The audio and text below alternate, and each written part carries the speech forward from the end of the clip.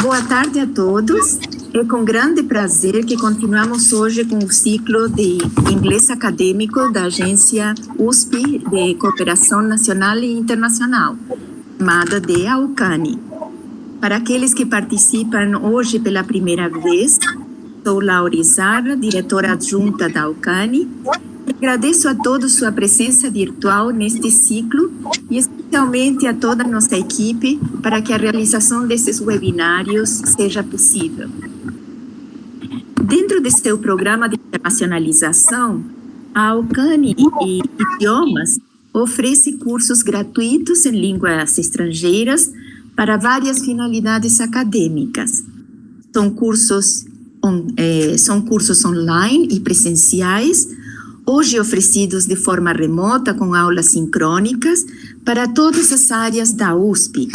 Acessem nosso site, verifiquem os cursos e escolham aqueles que sejam mais apropriados aos seus objetivos. Os esperamos.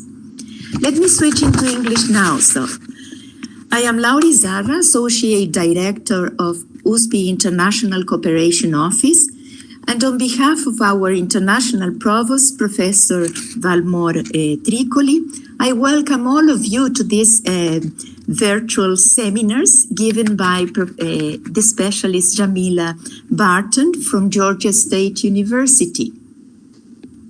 These webinars have been possible thanks to the English Language Specialist Program of U.S. State Department, the Regional English Language Department Office of the Embassy and the Consulate of the United States.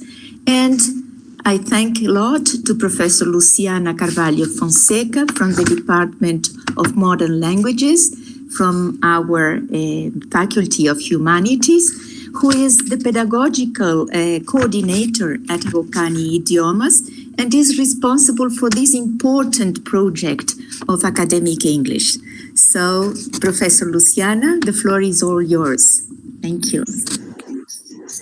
Thank you very much, Professor Laura Izarra, Associate Director at Aucani, for the kind words.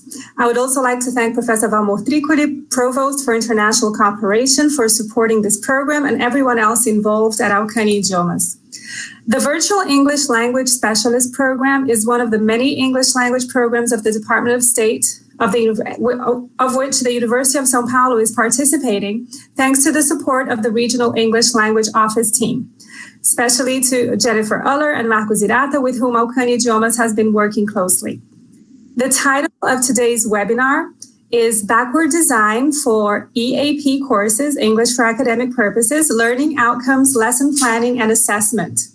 In this webinar, Jamila Barton will identify the steps in EAP for course development using backward design principles.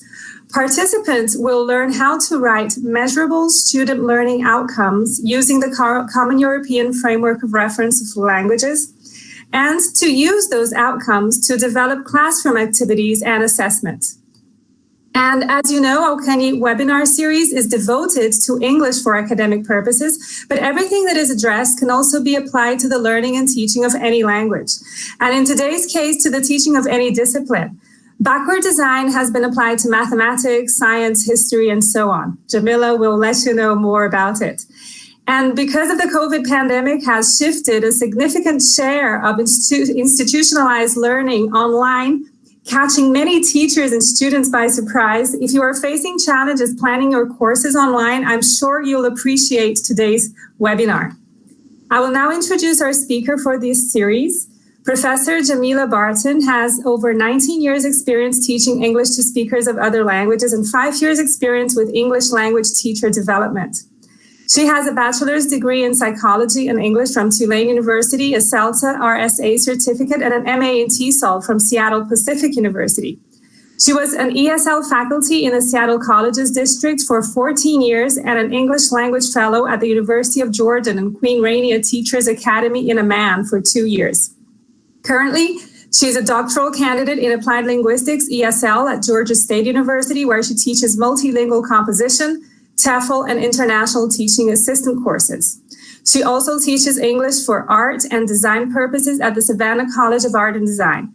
Her current research interests include academic literacy, data-driven learning, and English language teacher development. Before I give the floor to Professor Jamila Barton, I would like to inform the audience that if you require a certificate of attendance, a link will be available on the YouTube video description during the talk. The link will be there at around 2:30. The slides will be available at the end of the series on the Aucani website, and you'll be receiving an email from Aucani Idiomas with this information. You can also make questions via chat. Questions can be made in English or Portuguese, and feel free to submit them during and not necessarily just after the talk. Without further ado, Jamila, thank you for being here, and the floor is yours. Hi, everybody. Good afternoon. Let me start my presentation here. So that might take a small minute here. I never know how long these things would take. There we go.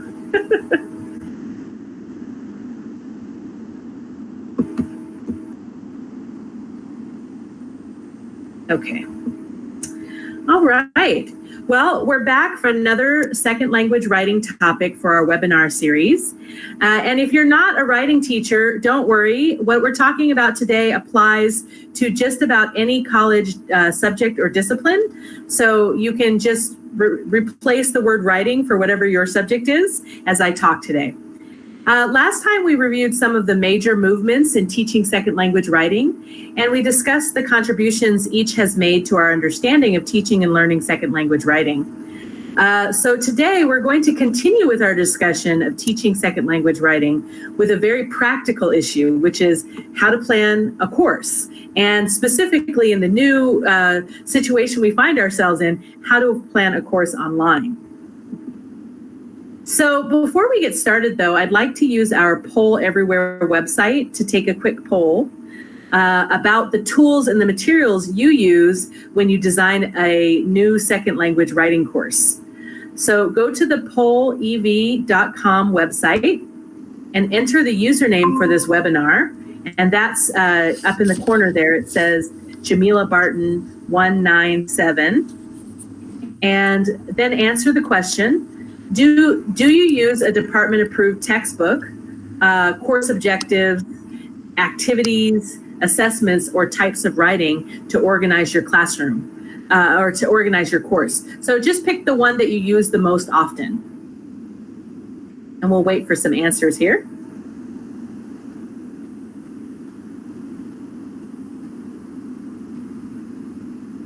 Oh. A lot of you are choosing types of writing that the students will do. Some of you are choosing program or course objectives. That's good. A lot of you are using textbooks. You know, I find for myself as a new teacher, I often use the textbook as for my planning. When I was a new teacher, this is often what I did. And now I don't do that as often, but definitely when you're new, it's definitely the easier way to go. Okay, so it looks like we have a bunch of answers here. Let's move on. Okay, so you probably know the saying here that I have here. If you don't know exactly where you're headed, then any road will get you there. Yeah, have you heard this saying? This is actually from Wiggins and McTeague, and Wiggins and McTeague are actually credited with the whole idea of backward course design. So their point here that they wanted to make is that we really can't talk about what we want to teach and what activities we want to do unless we know what we want students to learn from our classes. So if we're not clear about our goals for the writing courses we teach, we run the risk of teaching a course that's more focused on getting through the textbook or completing a lot of engaging activities, then we are focused on what we want students to actually learn and understand. So I'm not saying that there's a problem with organizing a course around a textbook or around activities, but I am saying that if a course organization is not connected to larger goals for what students understand and what they learn, then the course won't be as effective. So today I plan to talk about how we can use needs assessment and principles of backward design to develop a second language writing course. Backward design, as I said before, comes from a book called Understanding by Design by Wiggins and McTeague, and it's published in 2005.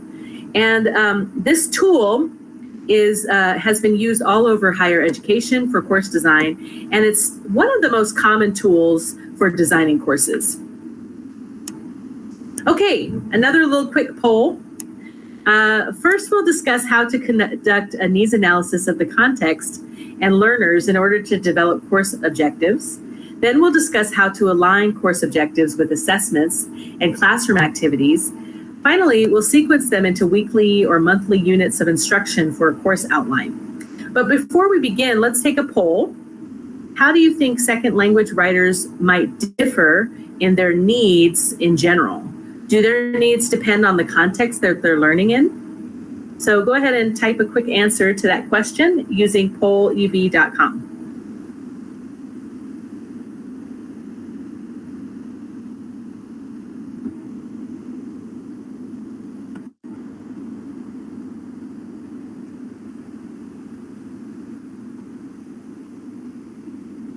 We're waiting for some responses.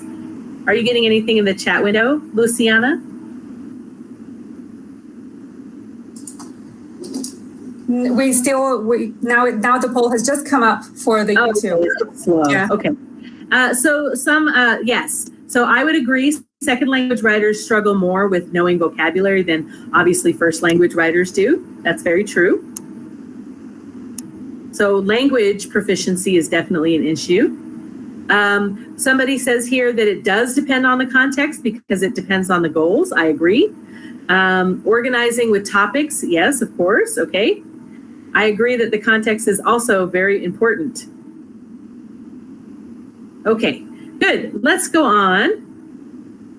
So, according to Ferris and Hedgecock, the gathering and interpreting information about a particular group in an institutional setting, in an education, for example, focuses on learners' needs.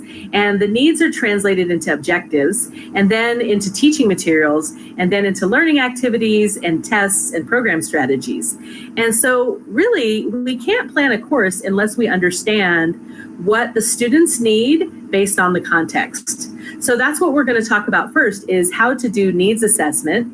And if you are, a professor or a teacher at your institution, it's really easy to do very informal things to find out this kind of information that you need for planning. So Ferris and Hedgecock recommend that teachers and administrators conduct needs assessments as an ongoing practice, but especially when planning a new course, because the current understanding of writing is that it's socially situated. So we don't want to teach writing as a standalone thing. We want to teach it as a part of a discipline, especially in academic writing. So the primary purpose of an EAP, or an English for Academic Purposes writing course, is to learn language and learn writing for language. So aligning the content and the types of writing and language skills to student needs, goals, and interests actually just increases student engagement, and you're still having them practice the things you want them to practice. So there are three types of needs analysis I'm going to talk about, and these are the ones that I think are the most useful for planning a course. So there are other types of needs assessment, but I'm just going to talk about three. So the first one that I want to talk about is target situation analysis. And what that is it's when we go and we find information about the actual types of writing and context that student second language writers will find themselves in after they leave our class. So we can informally interview or discuss writing with other teachers and administrators to find this information. We can also observe classes. We can survey students about their goals and interests. And when we talk to teachers and administrators or observe classes, we're actually conducting the target situation analysis. That's when we look at the context or the discipline we're preparing students to write in. So when we conduct this kind of analysis, we want to know what knowledge the students need, disciplinary knowledge, content knowledge, genre knowledge, what skills they need, so what specific language skills they need, and also what specific writing skills they need. We also need to know the genres that are most commonly will write with, or the text types, and then any kind of special vocabulary and things like that they will need as they leave your class. Another type of needs assessment is called practical constraints analysis. Now, this is very practical, and we're actually living in a time where we need this kind of analysis. This is where we find out the limitations we have for our planning. So, for example, most courses have limits on the amount of time they meet or the types of materials that students and teachers have access to. Because of COVID-19, many of us are experiencing practical constraints right now that we've never had before. For example, we can't meet face-to-face in a face-to-face classroom. So we really are having to reassess how we teach writing for an online environment. So for a practical constraints analysis, you might look at the tools you have available to you for online teaching, and you might also think about what you can get done with those tools. Here are some questions that you could ask administrators and other teachers in the context that you're in if you don't already know this information. A lot of time, if you're a seasoned teacher, you already know some of this information, so you wouldn't have to ask. But definitely, are there program learning outcomes for the course? Is there a department-approved textbook? What do students want to be able to do with English? You know, how long have they been studying and what level are they? What are their previous educational experiences or language background? What type of instruction are they used to? That's also really important, especially with the current constraints we're under, because a lot of students are really used to being in a classroom, and being online is very stressful for them. And then also, what does the classroom look like? And now it's not chairs and tables, it's Zoom meetings and Google Meet. So good. So let's go on. The other kind of needs analysis I want to talk about is actually learner analysis. So Nation and McAllister talk about finding out students' necessities, students' lacks, and their wants. And the necessities are the knowledge, skills, and content that they need when they're at the end of the course that you're planning. The lacks have to do with what they currently know and what the gap between what they currently know and what they need to know at the end. And then also you should consider your students' wants. So what are their interests? What are their career goals? What do they want? What are their expectations about the class? So here are some things that you can actually ask students. One of the things I do in my own classes is I build in informal surveys at the beginning of class and also toward the end. And then I keep collecting that information on an ongoing basis so that I have a nice pool of information about students that I can pull on if I end up taking a new class that I've never taught before. So you can ask students to complete these surveys at any time, but it's best to do it in the first week because you can get a lot of information about them and learn about them. You can ask them about their proficiency. You can ask them about why they're learning to write, what their expectations are, what their attitudes toward learning is, age, education. So you can ask for demographic information. And I'll show you an example of an activity I do. This is my student information survey sheet that I give my undergraduate multilingual English composition students. And those students are from a lot of different places. So I really need this kind of information in order to figure out how to teach to the middle, right? So things like what's their first language, and what other courses they're taking will tell me about their interests. This is actually a lot longer, but I just wanted to show you parts of it.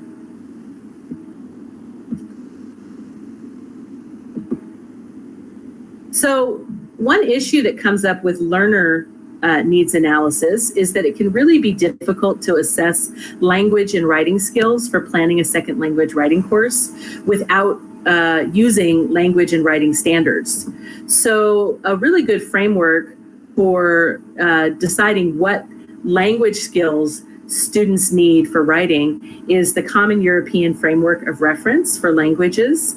And this provides teachers with descriptors of the kinds of competence in writing at different levels of proficiency. So these descriptors can be really helpful for writing course objectives, and also for another sort of diagnostic learner needs analysis, which is giving sort of a diagnostic exam at the very first couple of days of class, so that you can figure out what level of proficiency students are actually at and what language skills they need. So using the CEFR can really help you compare student writing to the descriptors and determine the levels, especially if you have a multi-level class. So here's an example of a diagnostic exam I give in the same class, the multilingual English composition class for undergraduate students. And what I do is I like to check the students' use of writing skills and language for writing skills. So I usually ask them to write something, and then I ask them to edit something. So this lets me know how strong their ability is around grammar for writing. These are ungraded, and I just collect them and use them for planning. That's all I use them for. So this is one for upper intermediate students, I think. So you can see it's really just asking about punctuation, but that also includes compound and complex sentences. So here is one that I use for writing skills. So I actually ask students to write about their language skills, and then I also ask them to write about their strengths and weaknesses in academic reading and writing. And that has actually two purposes. So the first purpose is that it tells me a lot about their actual writing skills, because when they write, I can see what problems they have. And then the second thing is it helps me get to know them and what their interests are, and a little bit more about their background. So let's go on. So I have a question here for you right here. And the question is, what need assessment information would be most useful for you in a course that you might teach? So think about the next course that you need to plan, probably in the fall, right? And if you were going to collect any need assessment information, whether it was target situation analysis, where you're looking at the context that the students will be needing the information for, or whether it's a practical constraint analysis where you're looking at what you have available.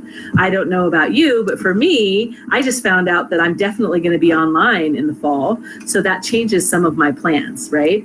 And also, would you want to know more about what students think they need, right? So I have perfect. I was just saying that. So definitely learning more about what students want. And the best way to do that is to do a student information survey right at the beginning of the quarter or this term. What skills students have for speaking. I think that's what that means here. We have expectations, we have skills, right? One thing about skills is students are often very wrong about what their skills are. So with skills, it's better just to give a diagnostic exam. You'll get more useful information.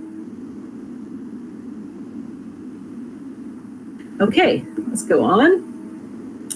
So let's start. So after you've done a needs assessment, you're actually ready to use that information to develop your writing course.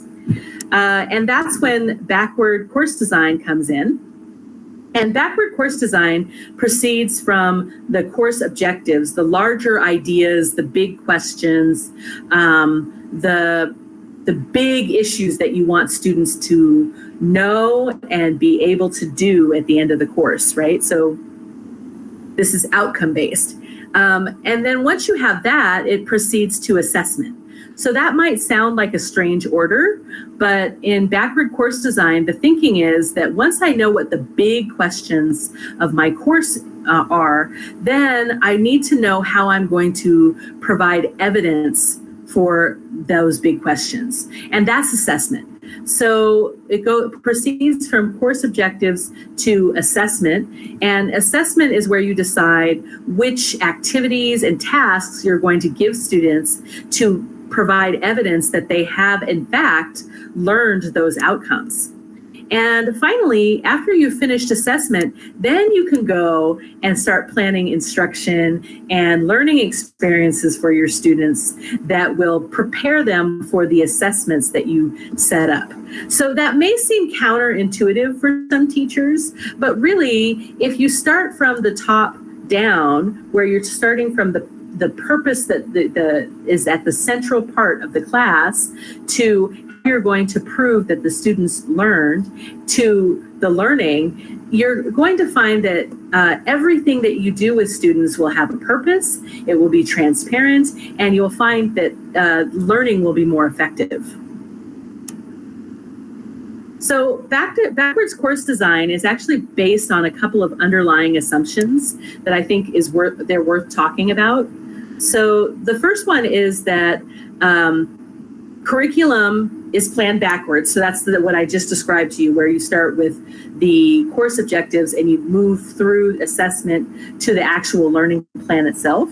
Another underlying assumption is that courses should be planned purposefully, and we should really think about what the purpose of the course is before we plan our lessons.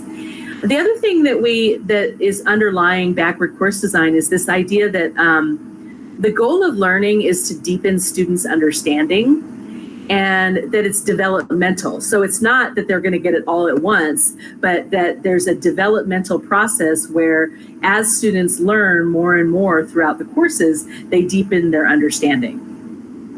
The other thing that's underlying backward course design is this idea of using standards. So I showed you an example of standards that, with the CEFR. You could also use writing standards. So some really good writing standards are the National Council of Teachers of English. Those are really good for higher ed. And then, learning is developmental. First, students learn how to explain, then they learn how to interpret, then they have learned how to apply, then they learn how to shift their perspective and empathize, and then self-assess. And then the model here is student-centered, so teaching is more like coaching and guiding.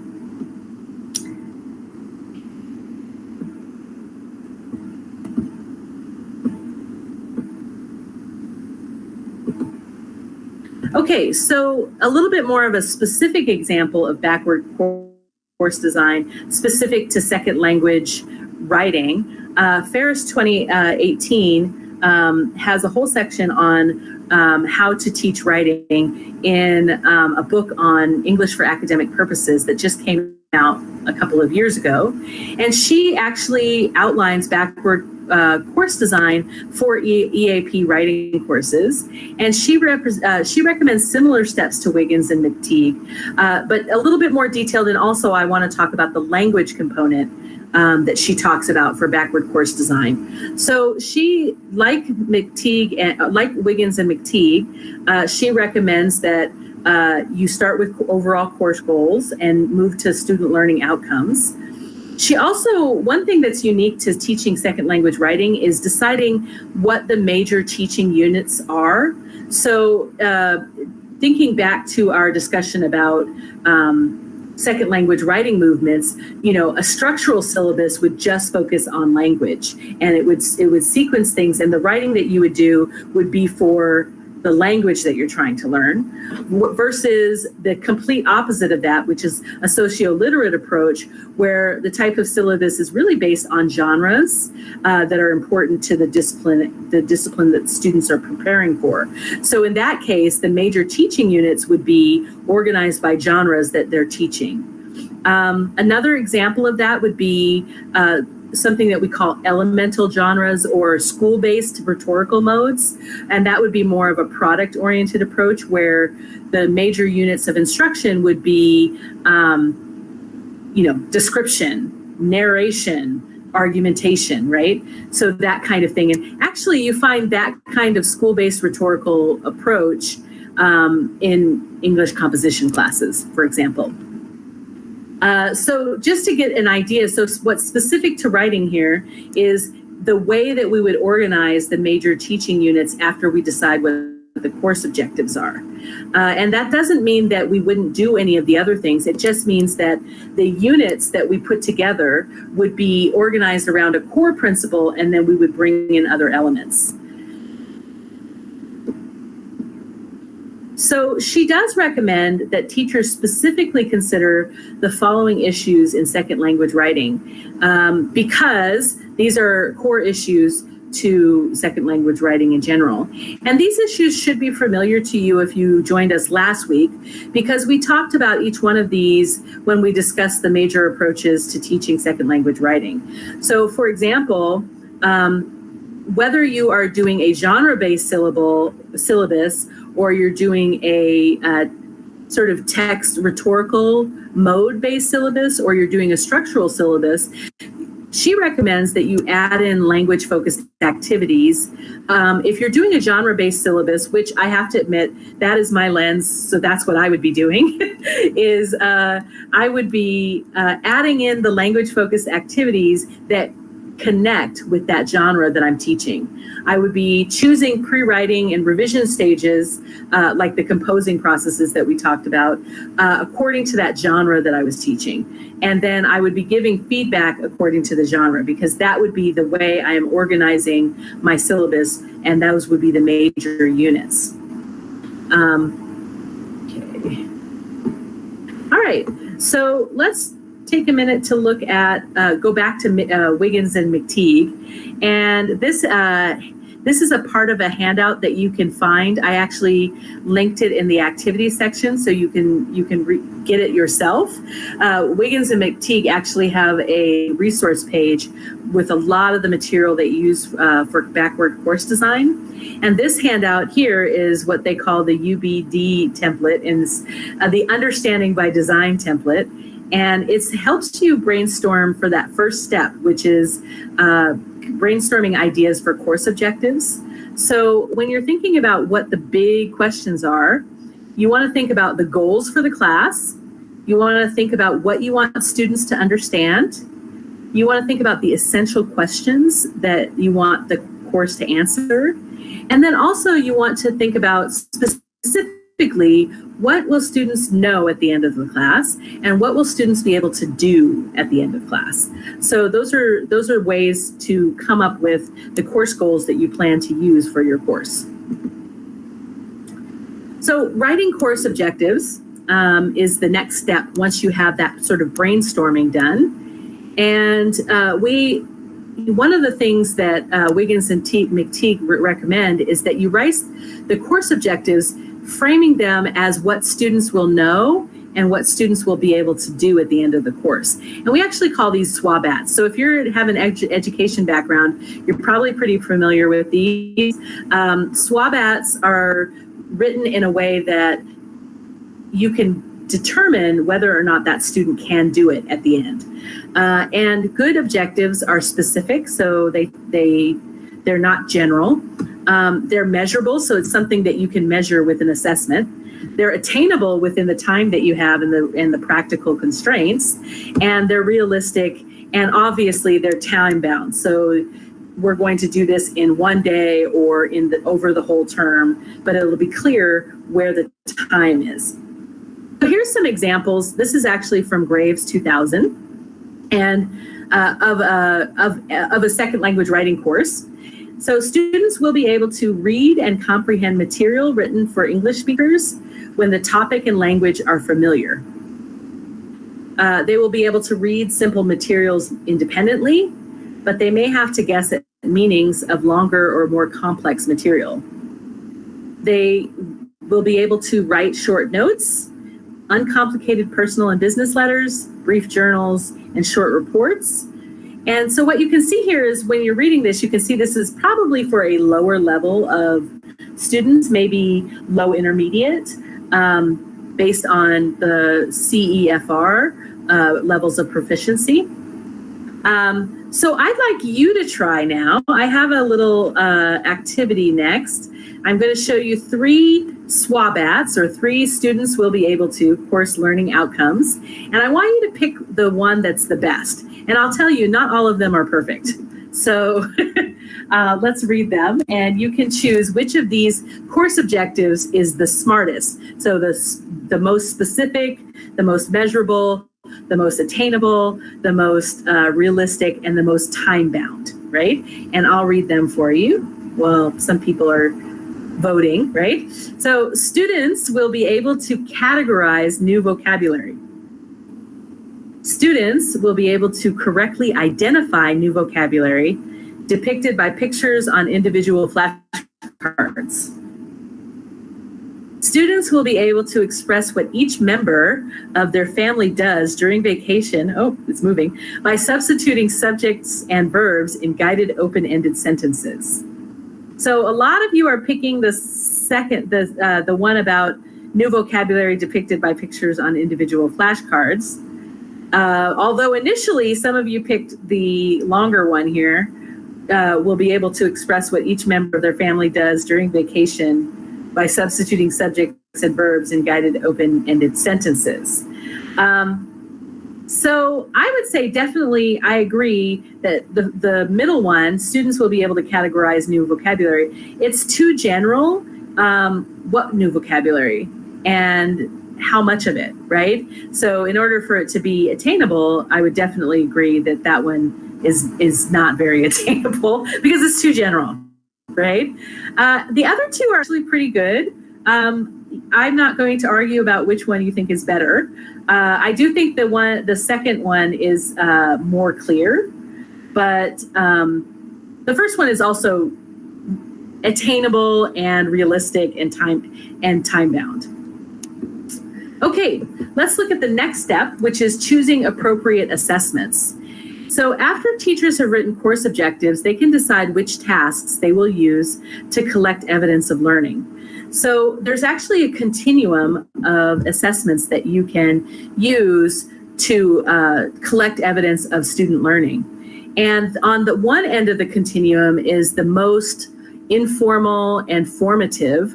And when I say formative assessment, what I mean is that information is not being used to evaluate the students. It's being used to help teachers understand what they do to help students, right? So it's kind of a little bit more about progress and where students are at, and usually ungraded. So these informal checks are really very easy to do. I do quick surveys with my students. One of my favorites is what's called a classroom assessment technique, and that is actually from a book called Classroom Assessment Techniques, or CATS, and I've posted it in the references so you can look for it yourself. But these activities are great because you can give a quick activity, collect a lot of information, look at it the night that after you get it, and then change your lesson plan the next day. So I'll give you an example. One of my favorite is the muddiest point. So I'll ask students, what is the muddiest or confusing point of the lesson that day? And then I'll look at what they write and try to fix whatever misunderstandings they have. So that's at the far end where it's very formative. We're just using it for the teaching and learning cycle to figure out what to teach next. The next one is observation and dialogues. This is also informal, but it's a little bit more evaluative, right? So this is more holistic evaluation.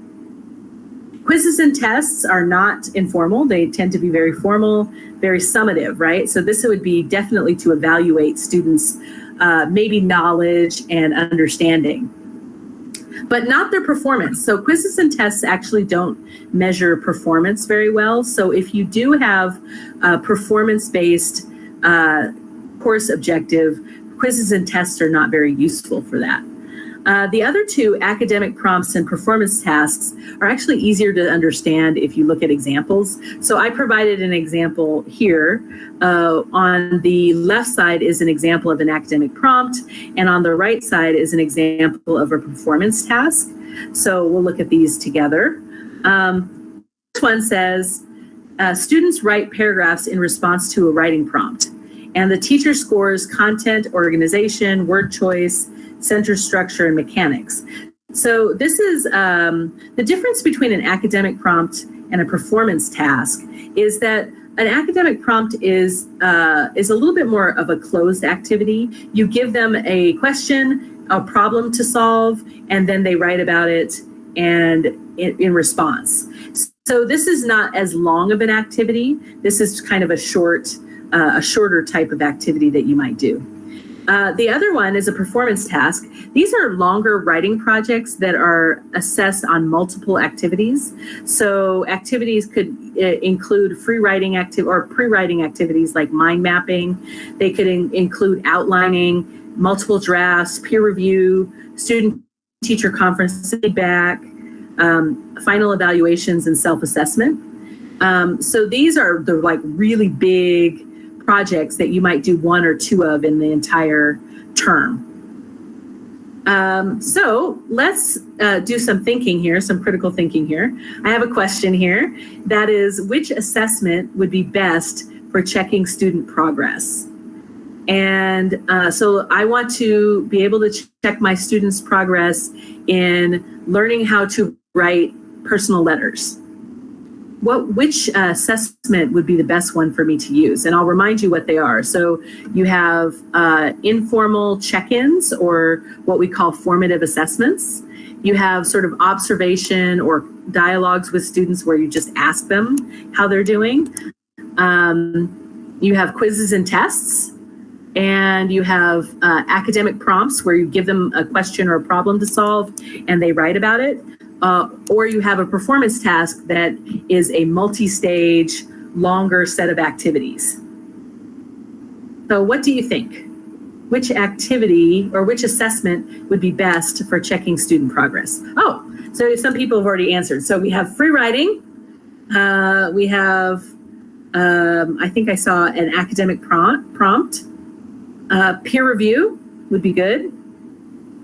Number 2 was observation, yeah? And dialogue with students. A personal letter, okay? So if you're checking student progress and you're not grading it, I would recommend that you use a classroom assessment technique or an informal check-in, like just asking students to write for 5 minutes about what they're learning and what's difficult. But if you're checking student progress and you want to know, you plan to grade it and do some evaluation, then yes, absolutely. I think any kind of observation or academic prompt would be good choices. Okay, let's move on to the next one. And the next one involves the final step of Blackboard course design, which is planning instruction and planning learning experiences to help students learn what they need to do and do well on the assessment. So the understanding by design template that I've been showing you, this is the last stage. And here it shows, it outlines activities in a step-by-step way. So the question here is, what learning experiences and instruction will enable students to achieve the results, and the desired results are the course objectives, right? And by achieving the course objectives, they will then do well on the assessments that you chose, right? So helping the students know where the unit is going and what's expected is expected here. This is called transparency in teaching and learning. And actually, they've done studies and they've found that that teachers who tell students why they're doing what they're doing, what the purpose is, what the learning outcome is, actually the students do better on those activities because they know where they're going, right? And it's also a lot easier. So if you've picked activities that engage their interests and their goals, then it's a lot easier to hold their interest, right? And if you equip students by helping them experience the big course objective key ideas and issues, then they're going to walk out of your class with the effective information that they need, that you wanted them to have. So that's kind of it here, is that when you're planning learning experiences, you really want to think about the activities themselves and how they connect to the course objectives and how they also connect to the assessments that you plan to give, because it would be unfair for you to give an activity that is actually not connected to the assessment that you plan to assess them with. Okay, so I want to talk a little bit about planning English for academic purposes course units, and this goes back to my conversation about Ferris 2018, where she says we really have to think carefully about language involved in writing, because that's a huge issue for second language writers. So whether you are organizing your course around text types or genres, or rhetorical school-based modes of writing, or language functions. So if you come from a systemic functional linguistics background, you might choose to organize your syllabus around language functions, which would be like writing an email, which is very similar to text types and genres, but a little bit different because you don't have the disciplinary context. Yeah. So once you have, no matter how you're organizing your writing course, for each unit, and this is something that you can actually do very well online, and I'll show you how I do this with one of the classes I'm teaching now, is for each unit I have in my online environment, I have the learning outcomes, so the students know what I want them to learn for that unit. Then I include the written assignment that they're going to be working on, and all of the activities that I build around that written text assignment involve models with similar themes and purposes and rhetorical styles, writing strategies, including composing processes, and language activities to help them with that particular type of writing. A really good example of that is teaching summary writing. For example, when I teach writing a summary, which is a very common activity in academic writing, I often teach reported speech and reporting clauses at the same time, because that's the things that students struggle with in summary writing.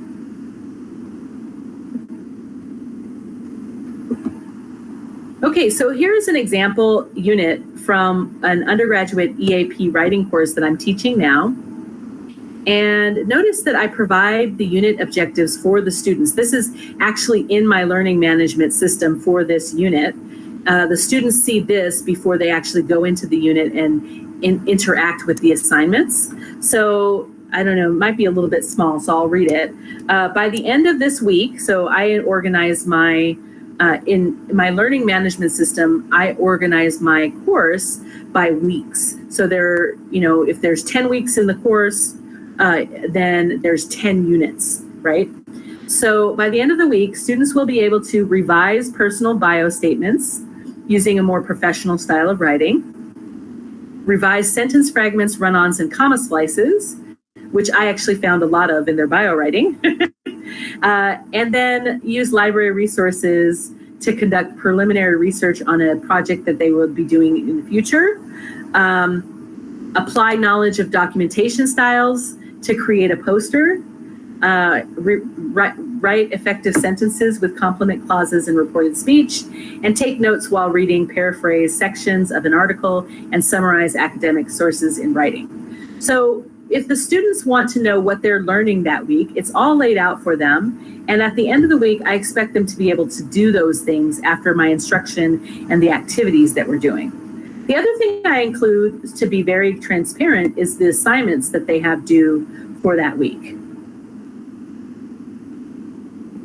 Okay, so we're nearing the end of my presentation, and we'll do questions in just a minute, but let's take this question now. What language skills and writing strategies would you teach if you were teaching an argumentative essay?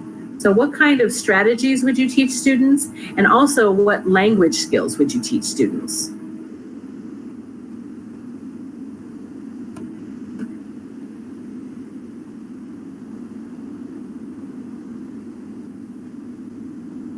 Oh, strong verbs and weak verbs. So we actually call that hedging and boosting. But yeah, absolutely. When you are making claims, it's very good to know how to boost your claim and hedge your claim, or weaken it so that you don't sound as sure.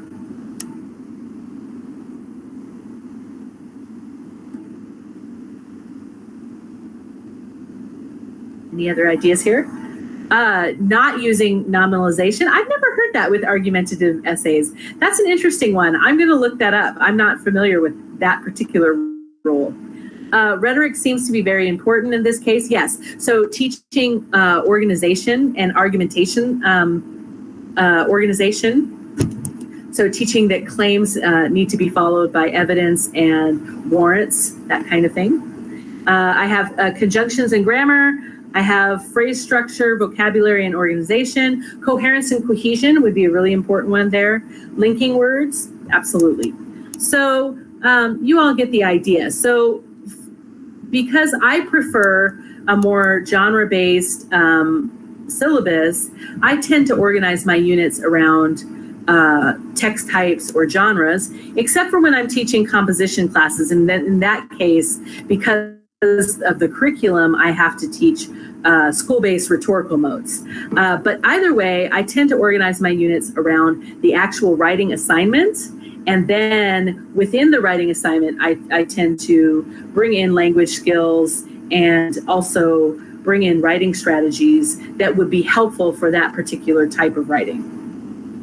Okay, so that is all I have today, and we have lots of time for questions. Here are my references. So when Luciana posts this, you're perfectly able to go and look at all the things I read and to do this presentation, and check out Wiggins and McTeague if you're really interested in how backward course design came about. And then also I have some resources here for teachers who would like to try some of these activities. So as I told you, McTeague and Associates actually has a website for backward course design with a lot of their templates and activities that you can do for your own planning. Another thing that's really useful is Bloom's Taxonomy. It's a teacher toolkit. This handout, this PDF, is actually really great for action verbs and questions when you're planning course objectives. So if you can't think of a verb to explain what students will be able to do, this is a great worksheet for that. Another idea is if you're interested in student information surveys for collecting needs assessment, there's a really good one at Boston University that I've posted here. If you're interested in formative assessments and informal checks, there's a website here with all of the classroom assessment techniques. And if you're interested in building transparency when you're creating online courses for students, there's that particular strategy is called TILT, and I'll talk more about it when we do webinar 4. But if you're interested in that, how to build transparency for your students about the purpose for your unit, the outcomes for your unit, the tasks that the students will be doing in the learning activities, then you can check that out as well. Okay, this is the webinar evaluation. You can, if you could, please complete the survey for me so that I know what I can work on next time. This is my form of needs assessment. So please be honest. It's anonymous, so I won't know who said what. So I'm open for questions. Great. Thank you so much, Jamila, for such a comprehensive talk on backward design and writing courses. Before we move on to the question and answer sessions, the questions are coming in. I would just like to remind the audience that next week you're going to be talking about COCA corpus consultation for academic writing in English, right? And this talk will be on Friday at 2 p.m. as always. And the COCA stands for Corpus of Contemporary American English. And it's available to all USP community. So I'm not sure if you're all aware, but everyone at the University of São Paulo can have free access to COCA thanks to the Department of Modern Languages at FEFELESH. And the COCA has been widely used in the Letras graduate and undergraduate courses for research. So you can actually find research based on COCA in our Banco de Teses da USP, right? The link to the COCA is www.english-corpora.org. It's on the description of the video. So I strongly recommend everyone to try it out and query COCA before next week's session, so you'll know what Jamila is talking about. And this tool will definitely help you improve your writing. So that's for next week, right? So ready for the questions? Yes, absolutely. Okay, when you mentioned the needs analysis, you mentioned asking students for what students want, right? How can we get the best answer out of what students want if students usually want what they already know? Sure. Is that true? Students only want what they know? I mean, I think it depends on the student. What I like to do for like those kinds of questions for needs analysis is I actually include the kind of question in my diagnostic. So they're writing about a larger question, like the way I frame that question usually is, what do you hope to learn in this class? And that's really a really good way to ask that, because then you're making it very specific to the class. And you also find out what they think they know about the class as well. I also teach applied linguistics, and I'm teaching a class this summer. And when I did that with my students, I had some really interesting answers. It's a really beginning level of linguistics course. And a lot of students didn't have any idea what linguistics was. So when I read their answers, I thought, oh, we need to talk about what linguistics is. So understand what their expectations are, even though that's not the question, that's the kind of information you'll get. Right, thank you. Another question is about multi-level classrooms in which students have different individual goals. How can you plan?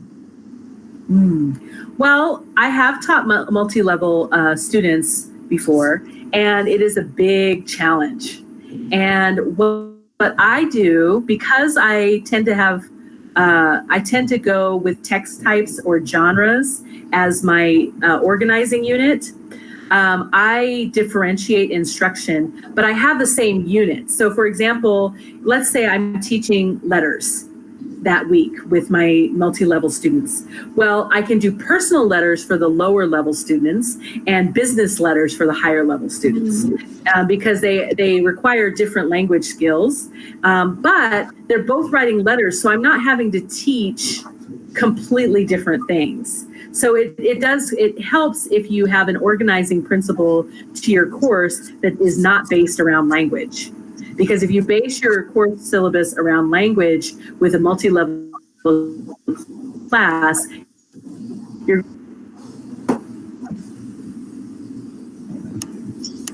Okay, the next question is also about multi-level, but actually it's multilingual groups.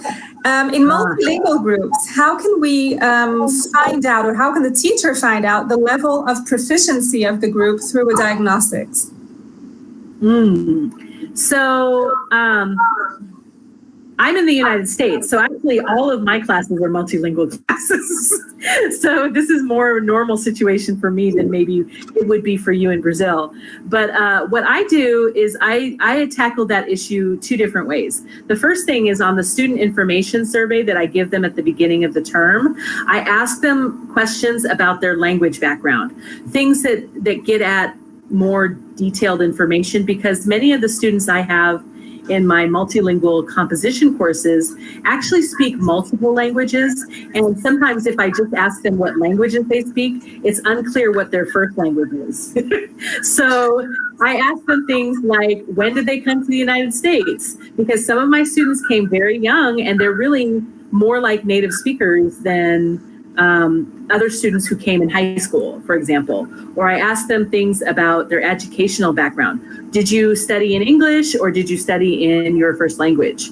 What language did they speak at home with your parents and your family, right? Those are all things that you can ask to get a better sense of their actual language background. And then the other thing I do is that my diagnostic exam that I use, it doesn't matter what their first language is there. It just tells me about their language use and writing ability. So that's a pure sort of objective measure of their writing and their language for writing. And then I ask them more about their background. All right, thank you. In terms of objectives, how can we set objectives based on the CEFR? And can I just add another question to objectives as well? And I think you might have answered this during your presentation, but when should teachers share their goals or objectives with their students? Okay, so let's answer the first one, then I'll go to the second one. So the first question is, how do I use the CEFR or any other standards for language or writing to write my objectives? Well, once you have your needs assessment information, what I do is I look at all of the information, I get the themes and the trends, and then I decide what my course objectives are based on the level that the students will be at. So that's when I use the CEFR, is I go and I figure out what the standard says for that level, and I don't go above or below it. I try to stick with whatever level I'm teaching, because that way I'm not pretending I know what is a good level for an A1, or what I know, if I know what a good level is for a B2, right? I'm letting the standards guide my language proficiency course objectives.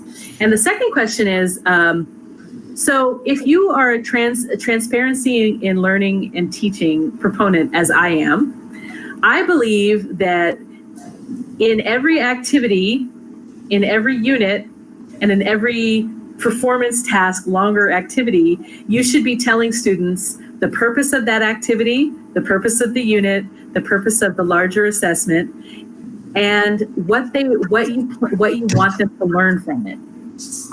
I even provide because I think it makes them more interested in doing it if they know that it's connected to their goals.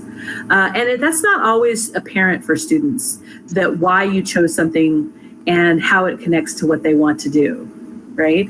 And I even give them reading guides. So whenever I ask them to do a reading, I tell them the purpose, why I chose that reading. I tell them 2 or 3 questions or objectives that I want them to get from that reading. And then I give them terms and questions to think about, so that when we have our discussion about those readings, they really know what I'm looking for already. Right. So you do this repeatedly and continuously, right? Based on your teaching points and your assignments. Yes. And I found that when I do that, and I connect it back to what they said in their surveys, which is what they want to learn, what their goals are, I don't have as much resistance from students, because when you tell them why they're learning something and you connect it to something they want, then they're really happy to do what you ask. And because you mentioned discussion, I'll end with, this is the final question. How can we integrate speaking, listening, and reading to the teaching of writing? And when you do integrate these skills, for instance, in discussions about a topic or in planning, do you assess them as well?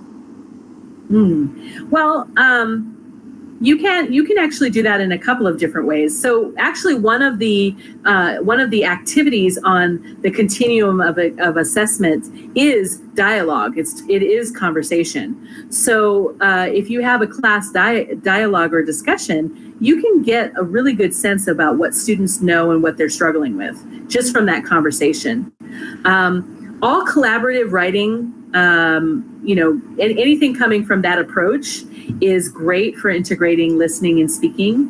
One of the things that I think is really helpful in understanding what the role of listening and speaking in a second language writing course is the fact that, writers in academic disciplines and in academic fields do not write in isolation. They write in collaboration with others. So whenever I'm writing something, I often check with other people to see if it's good and to get feedback from them. So when I'm talking to my students about peer feedback and that kind of thing, I talk to them about that. Like, oh, I never publish any of my writing without having received a lot of feedback. And we talk about who are good people to get feedback from and how to seek out feedback so that you're getting the kind of information you want. So these are all things that you can do to build advocacy for your students. And when they know how to advocate for themselves around writing, then they are much better at getting their needs met. Great. Thank you very much. I'd like to thank the audience. We had almost 400 people today from all over the University of São Paulo and beyond. So thank you very much. I would like to remind the audience that the program for the series of webinar can be found in the video description, and that also we have 3 more webinars to go, right? And we look forward to seeing you next week. Professor Laura, would you like to close? I'm going to stop sharing then. Okay, well, thank you to all. I know that you have more work now. Thanks a lot. Everything was fantastic. Thank you. Okay, thank you very much. Goodbye. See you in a minute, Jamila. Okay, see you.